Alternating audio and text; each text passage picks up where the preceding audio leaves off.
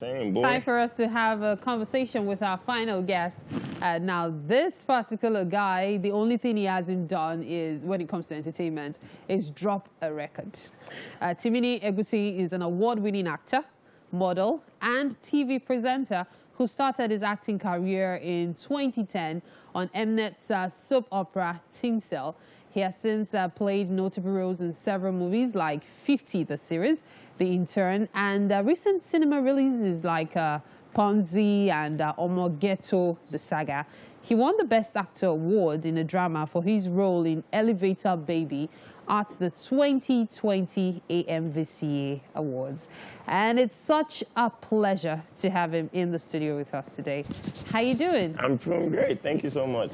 Thank you very much. It feels really nice to hear, that it's me that they're talking about like that. Yeah, so but are you planning to drop a record, seriously? I have actually dropped a record. Oh, you have? Yeah. Oh, so then you got it wrong. No, what song was it? But it's on my OnlyFans, so like if you check my OnlyFans, you probably OnlyFans. You see? Yeah, okay. No, did you say that to get at me, or you actually meant No, it? I just want you to be comfortable, like at the end of the day. No, but seriously, do you have a record? We'll talk about it after. Timini. Hey, okay.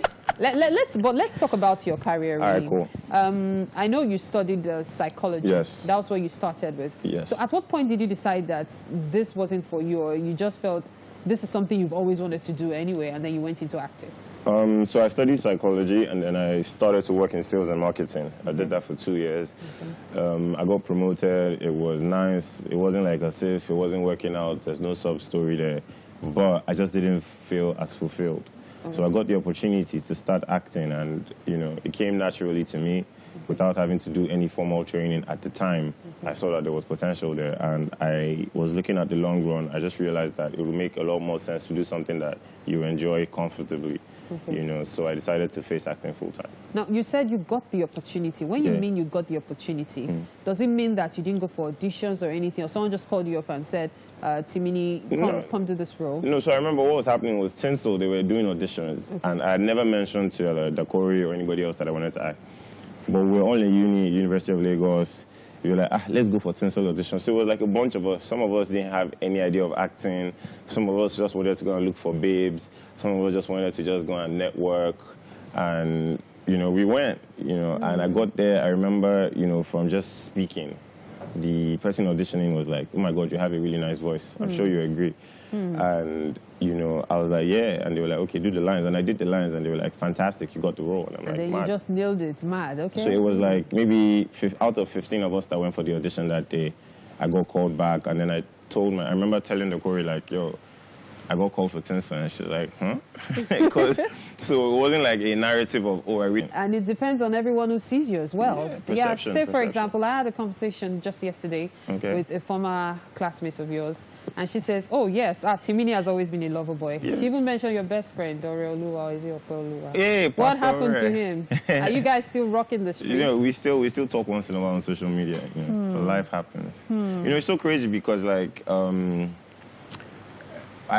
So basically, when I was in uni, my first name is James. Okay. So when I was in uni, my name was James, and James had always been that guy. I've always been that guy. This is not me putting up a persona or like anything else. It's just who I am. Hopefully, the world embraces, and people that don't embrace will be all right as well. So sometimes you have conversations. So I like the fact that you're owning it. That makes, as you said at the beginning, you wanted me to feel comfortable. Yeah. Now I am feeling comfortable. Talk to me. Because. Last year, you were in the news. I'm always in the news. Last year, you were particularly for my in the AMVCA? News. No, the AMVCA was actually an afterthought. That came at the end of the year. Well. Yeah. But earlier in the year, we had, first, there was this talk about you and your girlfriend, especially some ladies coming on social media, as well as your reaction to their claims that you cheated on your girlfriend with them. And I remember at that point when we were talking about it, there were loads of allegations and counter-allegations. But from your point of view, tell us what actually happened at that period. Oh, imagine me doing that right now. Wouldn't that be nice? It would be nice. You're an actor. But I wouldn't, because at the end of the day, that's my personal life, you know. Yeah, but it was put in the public space, and you also responded, if you remember. You know what else was in the public space? AMVCA. Breaded life. Yeah, we're going to come to breaded life. But the reason I'm bringing this is because it does seem like you have a lot of controversy surrounding you. Because besides that, there's also something else that was trending last year. Which one? It had to do with you, Sophia Lakija, and Efe Rele. Okay. Yeah, so I don't know, do you court controversy, or does controversy just seek you? Still, it's the one thing about like standing on top of a mountain, right? Everybody's looking at you. When you're down in the market, in the bush with everybody else, nobody really cares about what you do, you know. True. So like, as it has been for me in my life, every